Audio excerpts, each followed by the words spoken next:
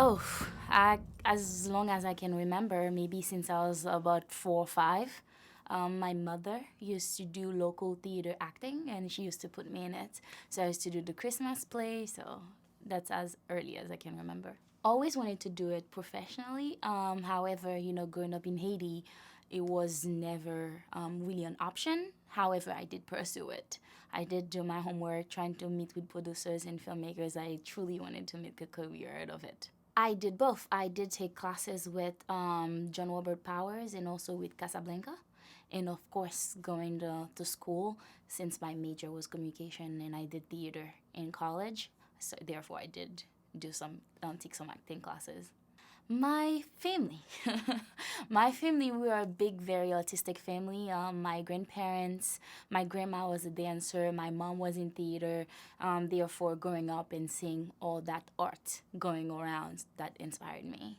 My support system is my family. My mother, mostly, because I remember when I told her this is what I wanted to do, she was 100% saying, you know what, I'll be there. I'll go with you to your audition. She paid for my acting classes, and she was with me at every single casting, every single audition. She was there. And whenever she was allowed, also, she would be on set. So I would say my mother first, and the rest of my family, they're very proud, very supportive. I have been in many, many, many movies, and in terms of leading roles, I have been a lead in 2 shorts, and this is actually my first feature lead role. For the short, I was in 100 Yards Away. I was with Parkview West, and in terms of a feature film, I did Open Vacancy, and also can't really remember against the jab with Leon. So there was a lot of great. They were very great opportunities for me. I like adventure, horror, and sci-fi because I like playing roles that will take me out of this world. To make me dream of something or help people who's gonna be watching those movies. They help them dream, help them maybe think a different way. My favorite actors. That's a very good question because they have changed over the years for multiple reasons. But I would say, in terms of male actor, I love Johnny Depp. And the reason I love him, because I've watched him during his career and he's always played so many different roles. He can be the serious guy. He can be the funny, creepy little man. He can be the mysterious guy. So when you watch all the different roles that he's played, and he always come out so different. So he's one of those multi-diverse or multifaceted actor that you would want in your movie. Definitely do not want to be typecast because you see some people, they only do action. Some people, they only do comedy. Like, I want people to see me, to see, like, Carm can do action. She can do comedy. She can do children's movie. She can do horror. So that's why I like Johnny Depp. Well, I heard about T-Ball. For the first time I heard about it was the big casting call that was going on. And of course, I know the director, with Mac Below. And of course, I knew the co-writer, Bunya Shackleton. I did hear about the original casting. Unfortunately, at that time, I was not able to go ahead for a casting call, but afterwards I did hear a little bit more about the story, and I knew it was an amazing story and I wanted to be part of it. Unfortunately, it was cast already and it was already in production, and I guess it was fate or something, because I got a call from one of the co-writer, Bunir, and he said, Carm, we're having a problem with one of our lead actresses, and we would want you to come in for an audition. And I met with the director, with Mac Below, and I had my cast, and they called me the next day and say, congratulations, you got the role. So I was very excited. I was like, yep, it's fate.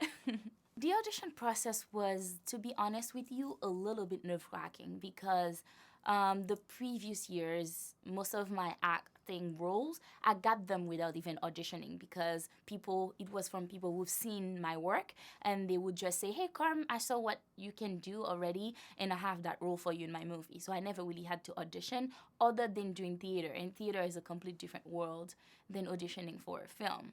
And on top of that, I have been doing a lot of behind the scene work. So it has been a while I was not in front of the camera, maybe 3 years that I was not in front of the camera. And suddenly I was auditioning for a lead in a big feature film. So I was a bit nervous, and I had to audition in 3 languages. I'm sure not a lot of people can say that, they had to audition in French, English, and Creole. So I had to audition for the 3 of them. But it was great because everybody was nice. And then they let me take break in between, and then to even redo some of the lines. So what prompted me to accept the role was the story. The first part was the story. It was such a great, amazing story, and especially at that time, it was big news that there were extreme tension between Haiti and DR. Therefore, I knew, Carm, this is it. This movie, it is your moment. And then the second part, I have seen previous work with Mac Below, and he always have such great quality. And I said to myself, if I was going to get involved into a project, it would be with him, because I could be sure that it wasn't going to be some low low quality, low level production. I knew that I would be safe and my image would be protected. How did I prepare myself for the role? I had to get in the head of Beatrice to figure out what would that be. Dating somebody that parents wouldn't approve of or society wouldn't approve of. To be honest with you, I'm the kind of person who always try to make things right, and I haven't really done anything. I wasn't that rebellious kind of kid. Therefore, I haven't really been in a situation where my parents did not approve of things that I was doing. So I had to put myself in that situation, and I had to also think of dating somebody from the Dominican Republic, because I myself have some personal feelings about it. Therefore, I had to really think what was Beatrice feeling, because I'm pretty sure Beatrice is fine dating a Dominican man, but I had to also ask myself, would I be fine dating a Dominican man? Because I'm hearing what's happening in the news. I was like, I'm not even going to DR, so therefore I had to really put myself in that situation, starting thinking what she would think like. Be her, become her. Did I know about the tension between Haiti and DR? Yes, because I love history, and especially history of Haiti. Therefore, I did know a lot about Haitians going and cutting sugarcane in DR, I knew about the massacre. There's so many things that I knew before. However, I only knew the surface. But reading the script, I learned so much about it. And sometimes on set, we would be discussing some of the issues, and especially if my co-stars had some questions.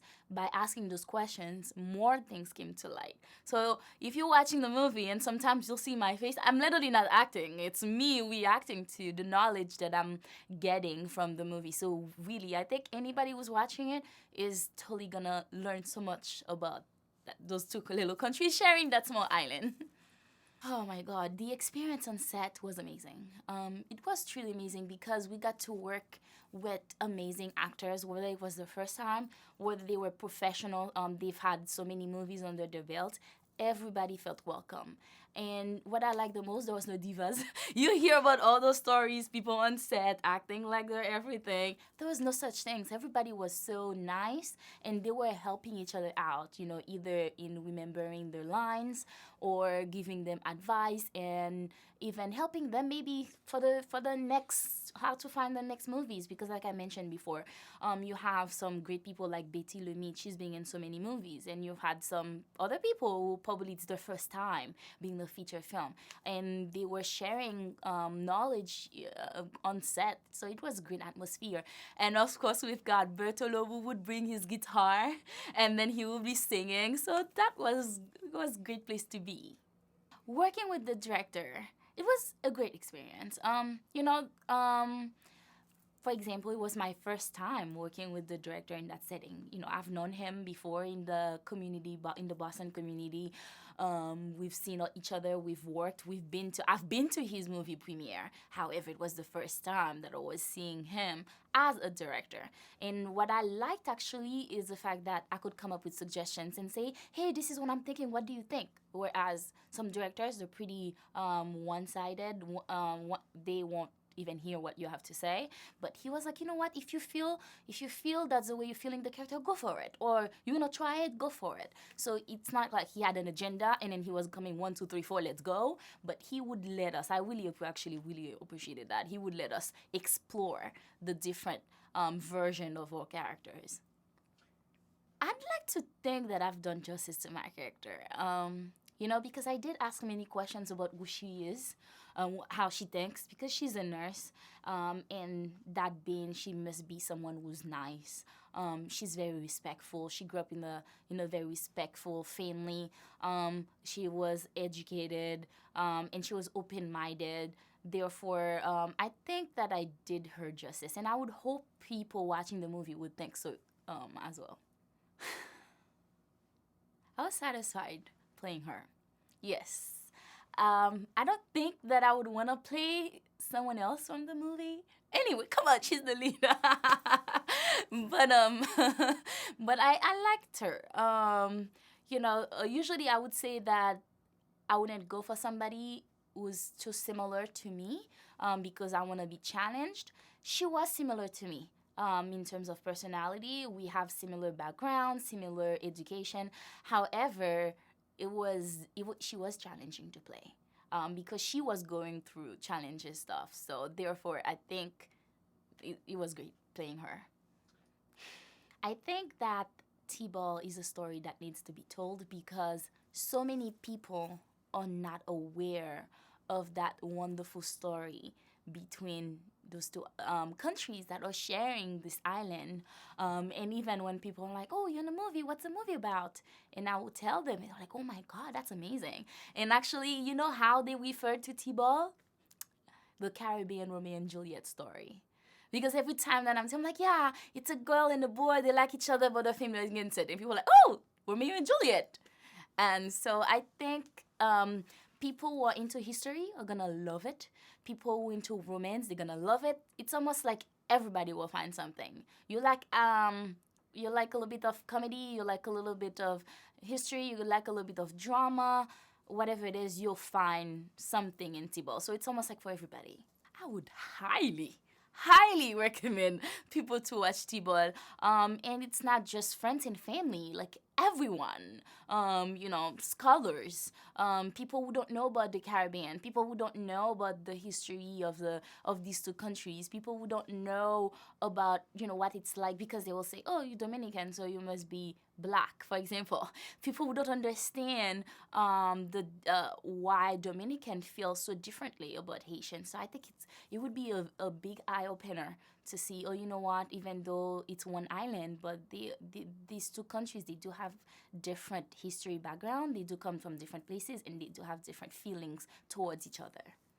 If this movie was made by someone else, let's say somebody who's not Haitian or who's not Dominican, I don't think they would have understood the essence of the movie, or if I don't think they would have been able to tell it with the emotion that comes with it. They could have probably do a good job, but even then, I think they would still need Haitian or Dominican consultants, because I don't think they would have been able to grasp the anger, the hatred that lies behind it, because it's history. Anything that has history to do with it, it's almost like you asking, someone was from Iceland to tell the story of South African oppression. It's very different.